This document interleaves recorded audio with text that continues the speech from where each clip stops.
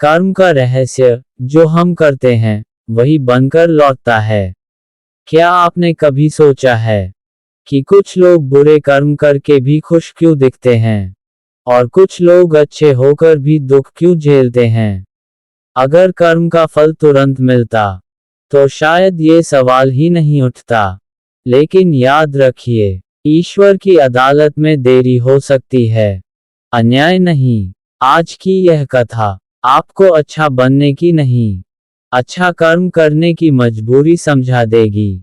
संसार की सच्चाई, मनुष्य इस दुनिया में आता है खाली हाथ और जाता है खाली हाथ। न घर साथ जाता है, न पैसा, न रिश्ते, न सम्मान। शमशान तक लोग साथ जाते हैं, पर आगे नहीं। जो आत्मा के साथ जाता है वह है कर्मों का लेखा जोखा। आपने किसे दुख दिया, किसे सहारा दिया, किसका अपमान किया और किसकी रक्षा की, सब लिखा जाता है। कोई कागज पर नहीं, आपकी आत्मा पर। कर्म कैसे काम करता है? कर्म 3 प्रकार के होते हैं: संचित कर्म, प्रारब्ध कर्म और क्रियमान कर्म।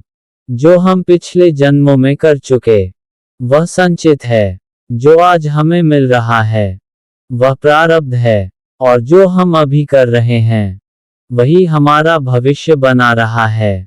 आज का एक गलत कर्म कल किसी रूप में लौटेगा। हो सकता है रोग बनकर, अपमान बनकर, बेटे बेटी के दुख बनकर, या मानसिक अशांति बनकर। कर्म कभी मरता नहीं, सिर्फ रूप बदलता है। लोग गलत क्यों करते हैं?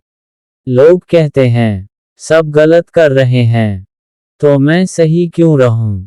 लेकिन याद रखिए, भीड़ का रास्ता अक्सर विनाश की ओर जाता है। गलत का साथ देना भी एक बड़ा पाप है। जब आप चुप रहते हैं और गलत को बढ़ते देखते हैं तो कर्म आपको भी बराबर का भागी मानता है। इसीलिए शास्त्र कहते हैं, धर्म अकेला खड़ा रहता है और अधर्म के साथ भीड़ होती है। अच्छा कर्म क्या है? अच्छा कर्म सिर्फ दान देना नहीं होता, किसी का अपमान न करना, किसी कमजोर को दबने न देना, किसी के दुख में चुपचाप साथ खड़ा रहना, गलत होते हुए भी सच का साथ देना। यही सच्चा धर्म है। अच्छा कर्म दिखावे के लिए नहीं, अंतरात्मा की शांति के लिए किया जाता है। चेतावनी, ध्यान रखिए, कर्म किसी को छोड़ता नहीं। राजा हो या रंक, स्त्री हो या पुरुष, बुजुर्ग हो या बच्चा, जिसने जैसा बोया उसे वैसा ही काटना पड़ा है। आज अगर आप बच गए तो समझिए, हिसाब जुड़ रहा है। जब आप इस दुनिया से जाएंगे तो कोई नहीं पूछेगा आपके पास कितना था, पूछा जाएगा आपने कैसा किया। इसलिए आज से इतना अच्छा बन जाए कि आपके कर्म आपके लिए स्वर्ग का रास्ता खोल दें।